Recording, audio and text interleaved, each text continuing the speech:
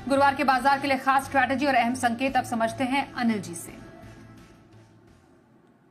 कल सुबह जब भारतीय बाजार ट्रेडिंग के लिए लौटेंगे तो ढेर सारे संकेत होंगे। सबसे बड़ा और सबसे इंपॉर्टेंट संकेत ये होगा कि ट्रंप इजराइल और ईरान को लेकर किस तरह के स्टेटमेंट और बयान देते हैं, उस पर होगी नजर। दूसरा, लड़ाई किस मोड़ पर पहुंची है, कम या ज्यादा होती दिख रही है। तीसरा, उम्मीद ये की जा रही है कि ईरान की तरफ से भी कुछ स्टेटमेंट्स आ सकते हैं, अगर वो आते हैं तो किस तरह के होंगे वो देखना इंपॉर्टेंट होगा। चौथा, आज रात अमेरिका में फेड की बैठक का दूसरा दिन है, राइट। तो आज अमेरिका में ब्याज दरों पर फैसला आना है।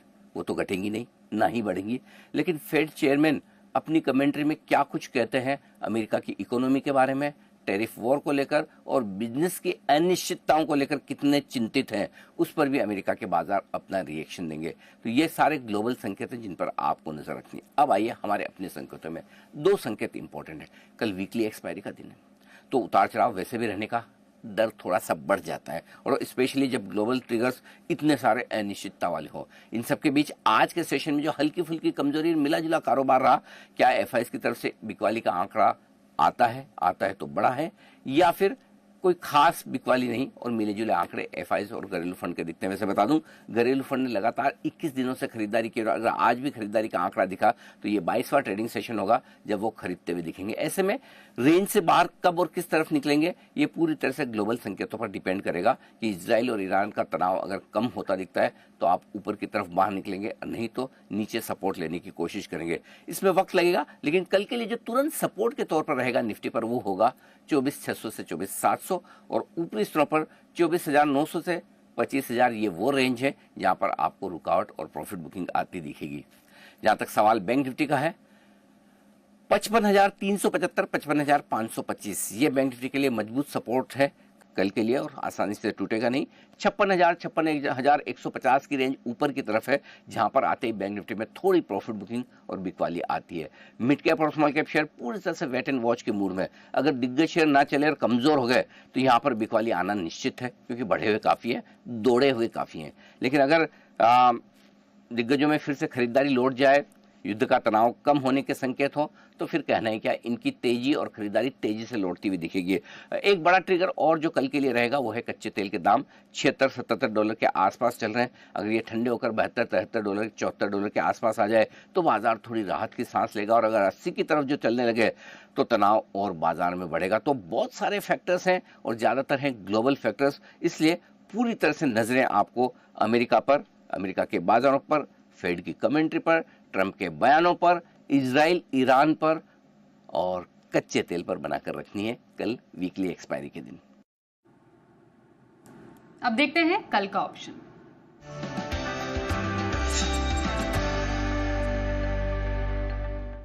हमारे साथ एसएमसी ग्लोबल के नितिन मुरारका। नितिन जी, स्वागत करते हैं सर। अब गुरुवार के बाजार में स्ट्रैटेजी क्या रहेगी? देखिए, आज जिस तरीके का डेटा बना है उसको देखते हुए कल हम 24,500 अगले वीक की जो 26 जून की एक्सपायरी के पुट ऑप्शन पे बेट करेंगे। 24,500 की पुट ऑप्शन बंद हुई है 90-95 की रेंज में, और इसी रेंज में आप खरीद सकते हैं। स्टॉप लॉस 70 का बनेगा, ऊपर टारगेट करीब 130-135 तक के बनेंगे। तो अगले वीक वाली जो 26 जून की है उसकी हम 24,500 की पुट ऑप्शन पे बेट करेंगे।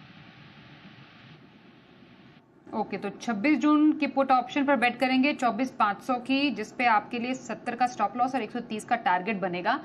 यहाँ पर आपके लिए बन पा रही ऑप्शन स्ट्रैटेजी सलाह आई है हमारे आज के एक्सपर्ट नितिन जी की ओर से। Nitin ji, thank you so much इस बातचीत के लिए। और विकास सर, आपकी नजर में कल के बाजार में कहां पर मौके? बिल्कुल स्वाति, कल के एक कैश मार्केट का स्टॉक है जिसमें खरीदारी करने की सलाह रहेगी। स्टॉक का नाम है स्टोवक्राफ्ट। ये आज 579 के आसपास बंद हुआ है। 610 के मेरे कल के इसके टारगेट है और 565 का स्टॉप लॉस रखना है।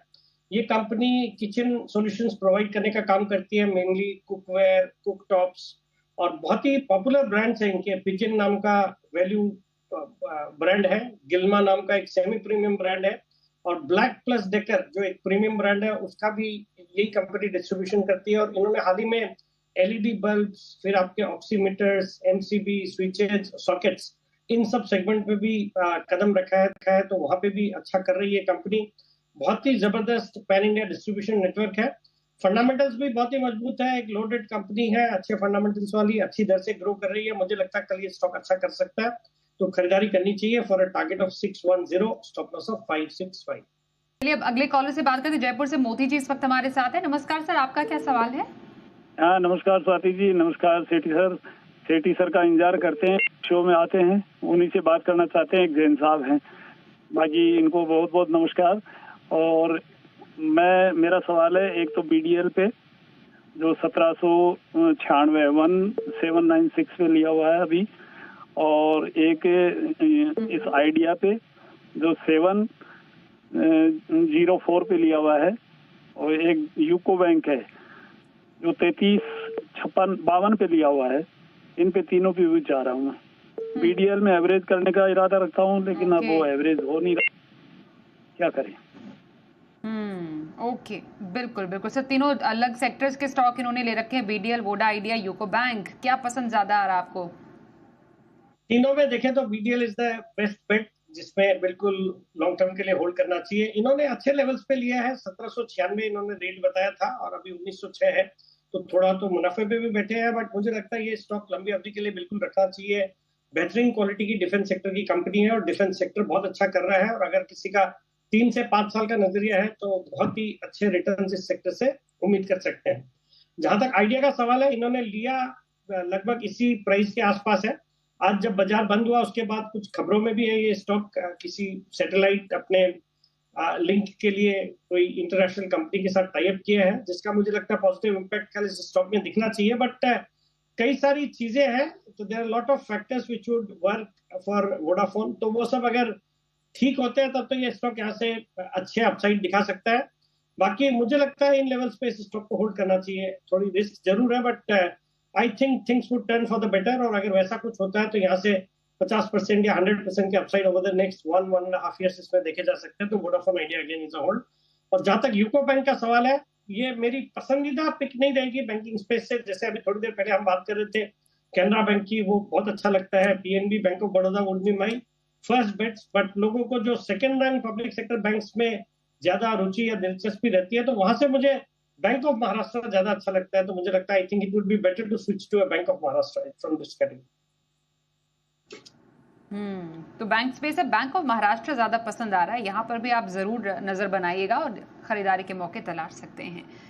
भोपाल से राहुल जी, इनसे भी बात करें। नमस्कार सर, क्या सवाल है आपका?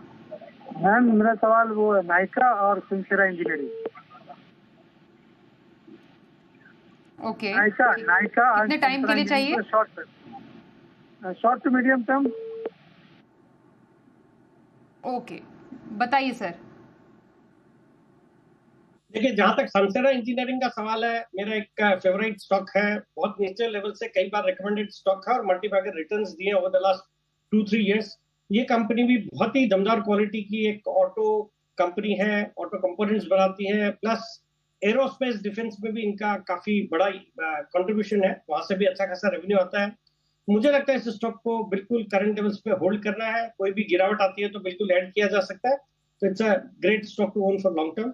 और दूसरा स्टॉक इन्होंने नाइका ले रखा है। नाइका इन लेवल्स पे अच्छा लगता है, हालांकि एफ&ओ में चूंकि ये स्टॉक ट्रेड करता है तो थोड़ा वोलेटाइल रहता है, तो थोड़ा रडार पे रखें, कोई गिरावट आती है तो वहां पे ऐड करें। बट इन लेवल्स पे ये स्टॉक भी अच्छा लगता है from a medium to long term perspective.